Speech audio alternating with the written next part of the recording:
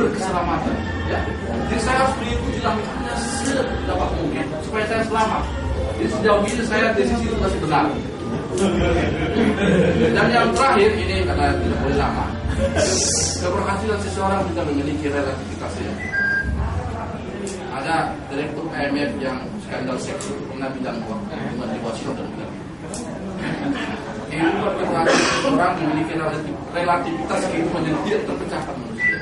Contohnya, kita naik ke plaza yang tinggi, kita pegang tangan, terus kita melompat. Kenapa ada yang mati karena pegang tangan tinggi? Sama kok kita melompat. Sepanjang Anda berada di energi positif, banyak orang mendengar sekali doakan Anda, tingkat kemungkinan Anda berhasil akan semakin tinggi. Tetapi sepanjang Anda banyak yang membenci sentimen karena kelakuan yang Anda tidak bikin, Anda berada di zona energi negatif dan Anda akan gagal. Dan banyak orang dianggap berhasil setelah DPR, setelah kepala daerah, justru tidak semua jabatan dekat. Jabatan dibuat adalah antara untuk menjadi umat. Kalau dia tidak DPR, itu masuk penjara. Kalau dia tidak gubernur, itu masuk penjara. Jadi jangan dianggap semua jabatan berkat. Itu adalah jalan untuk umat. Jadi Nelson, jangan jalan. Halo, PS, kira-kira PS itu perangkat desa, RW gitu ya, kecamatan. Kalau forum itu kira-kira Parmargaun ya Pak. Jadi kita ada komunikasi gitu ya. Jadi pada kesempatan ini kami selamat Nelson dan pasal 12. Memang seperti yang sampaikan bicara sebelumnya. Dan apa Nelson bukan lagi hanya orang Medan biasa, ini punya nasional. Dia sudah nasional ya kan. Nah, kita dari Medan bangga. Dan kemudian satu lagi saya mau sampaikan bahwa apa yang tadi kita dengar dari Metro ceritanya prihatin. Saya pikir itu masih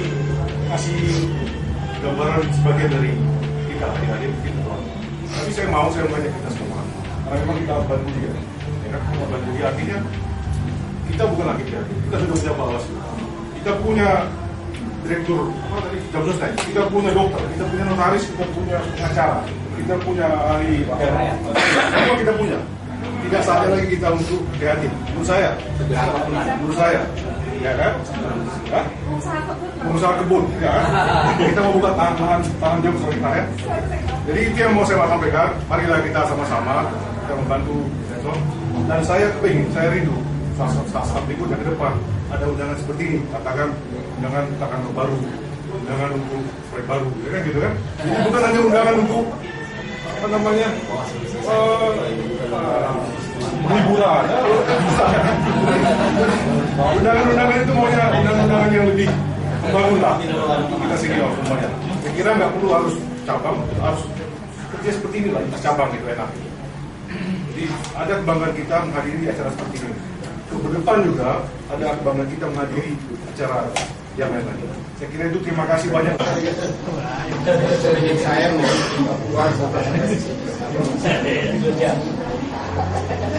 salam saudara-saudara sekalian yang saya kasih dalam bisnis. Saya sangat bergembira melihat pertemuan ini. Dan hal ini adalah syukuran terpilihnya saudara kita anggota BNI, saudara Nelson Simanjuntak yang Bawaslu yang menjadi. Jadi mungkin tidak semua orang mengetahui apa tugas dan tanggung jawab Bawaslu. Baiklah, saya kira sudah didengar. Saya dalam kesempatan ini walaupun 1 menit ada 2 hal.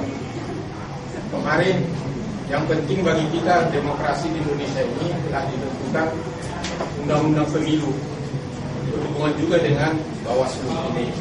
Saya kira tadinya ada kesempatan beliau ini akan menguraikan kira-kira hal apa yang baru daripada undang-undang pemilu tersebut, karena implikasinya kepada orang Kristen sangat penting sekali untuk diketahui. Jangan seperti tahun 2009 kemarin itu sudah mengetahui sebenarnya bahwa partai yang akan dia pilih itu tidak akan lolos parliamentary threshold, tetapi masih usahakan segala macam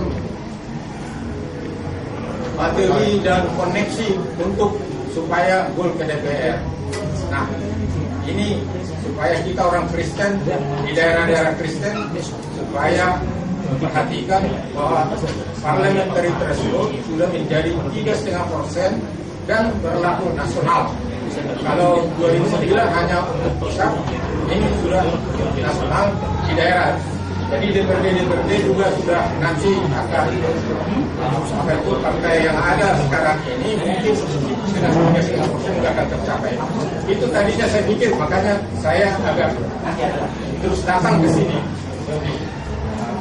Yang kedua, mungkin kawan-kawan di sini kami hanya berdua yang hadir yang senior.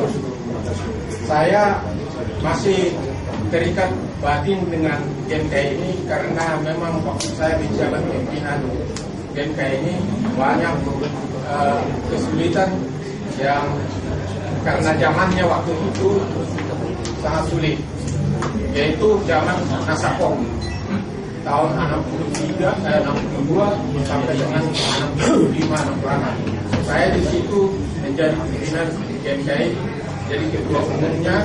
Sebelumnya ada ketua bidang tahun 66 ini tiga ketua umum di Jakarta. Jadi karena saya mengalami masalah Nasakok itu, jadi saya lolos dan GMKI lolos daripada kebijakan yang kami ambil waktu itu, sehingga saya